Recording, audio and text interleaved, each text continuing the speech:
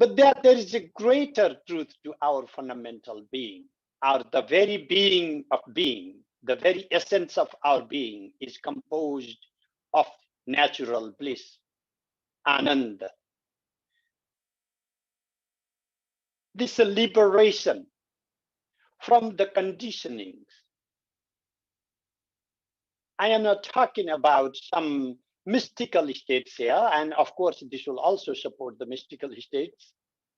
I'm talking about the conditionings given by our body to see the truth, the way our neural system, our limbic system, our body, our brain allows us to process our nature, our environment,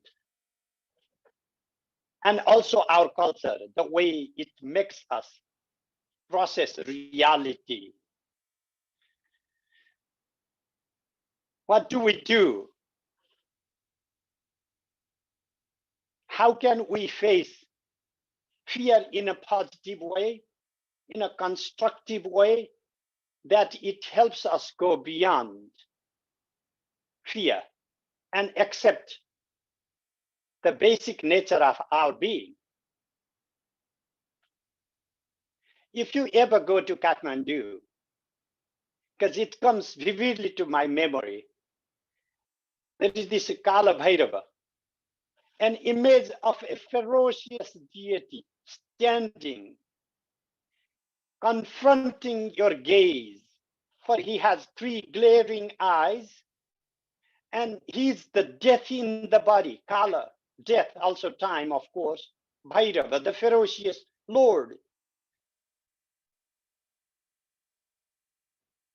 waging a sword and the shield, carrying bunch of heads, and wearing a garland of heads, a dark body. His fear in the body, in flesh. What do we do? What gives us fear? Death. What gives us fear? Yama. Kala. What do we know about fear? Let us visualize for a second. When the ideas of fear come, we are told to mask these things. You know, you go to Nepal or India, how the dead bodies are out in the open and they carry the body and then cremate. You can see more or less death as if it's very public, it's very open. And there is no covering the cascade. There is no, makeups for the dead bodies.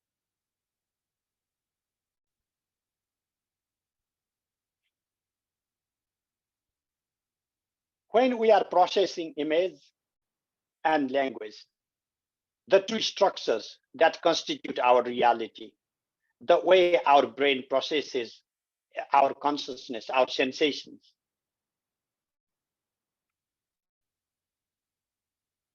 we have these language or concepts and the image to translate, to correlate those images. And that constitute our everyday reality. That in that our everyday reality, what happens if we face fear as one of its constituents?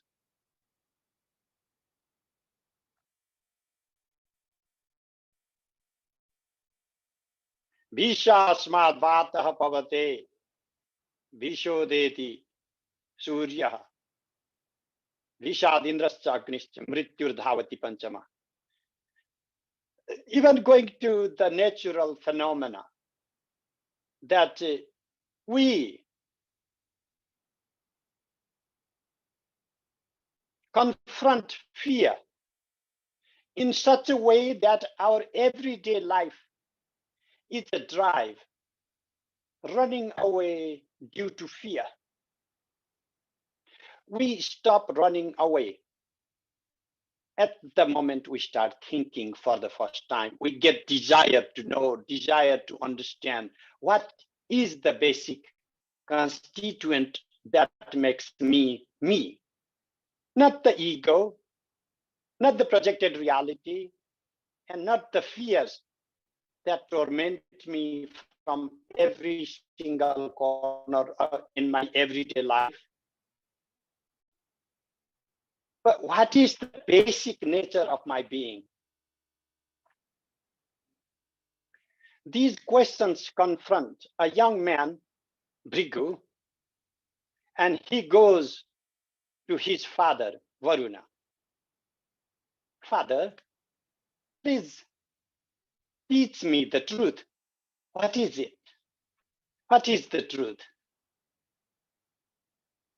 And in that instruction, we should learn something today from that instruction. What he says, please, son, you need to think tapasa vijigyasasva. You need to go through tapas, heat, ardor of austerities. And then you should desire to learn the truth through hardship, through enduring pain, through enduring suffering, because it is in the hardship that the life lessons emerge.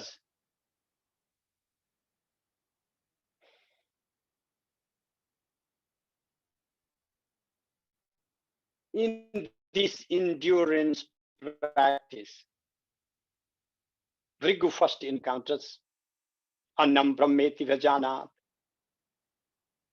The first and the foremost of all the realizations is that food is the truth. Food is the absolute.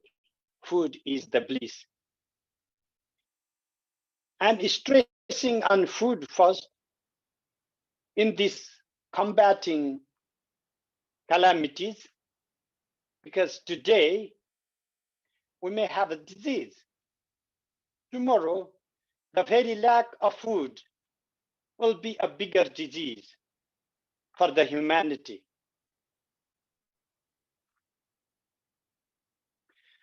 Bhrigu recognizes this.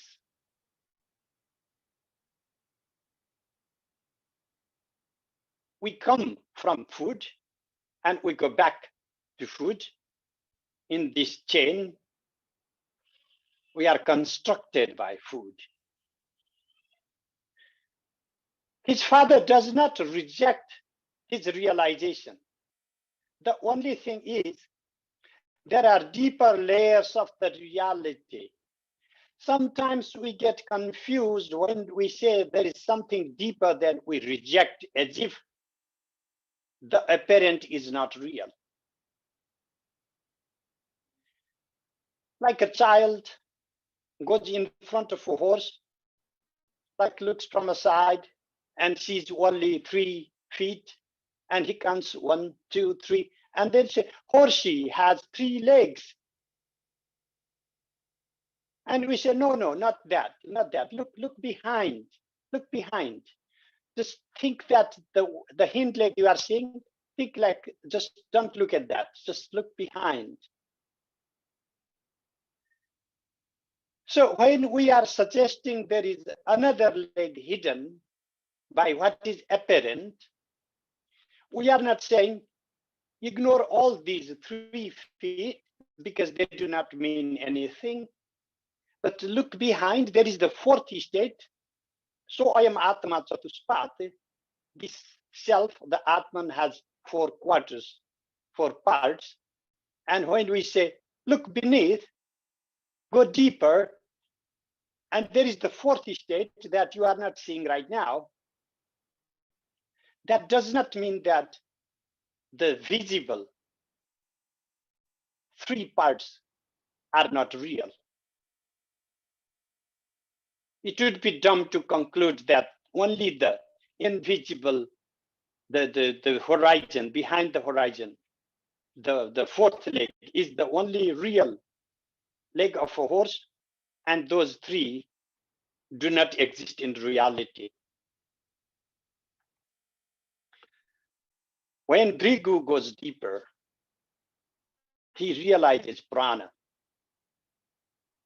our very vital energies, our very life force, is the Brahman, is the truth. Not in abnegation of the realization he had that food is the truth. But even our food system, what is deeper than our food system is our breath,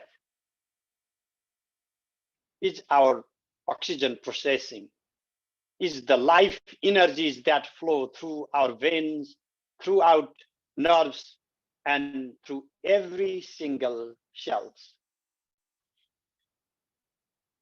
Every single generation of the cell, autopoiesis, the way cells constitute themselves, or even the reabsorption of the cells, apoptosis, all these depend on prana, the very flow of the life energies.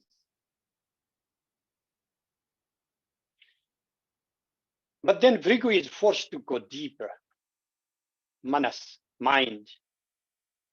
What drives even our life forces?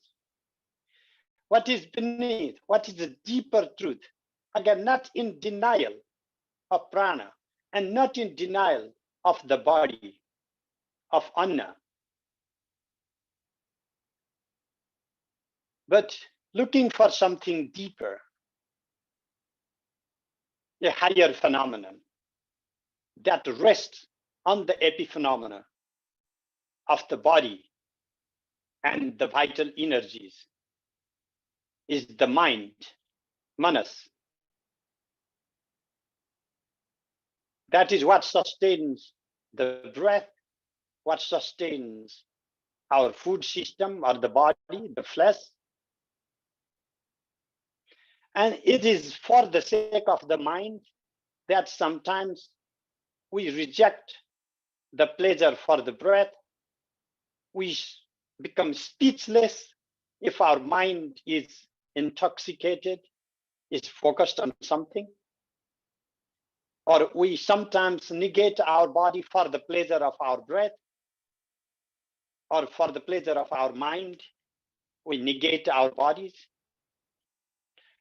Not that we should, because the realization of Brigu comes in contrast to most of the things that we have been teaching ourselves and to our children. That the realization of something deeper does not need the negation of something most basic.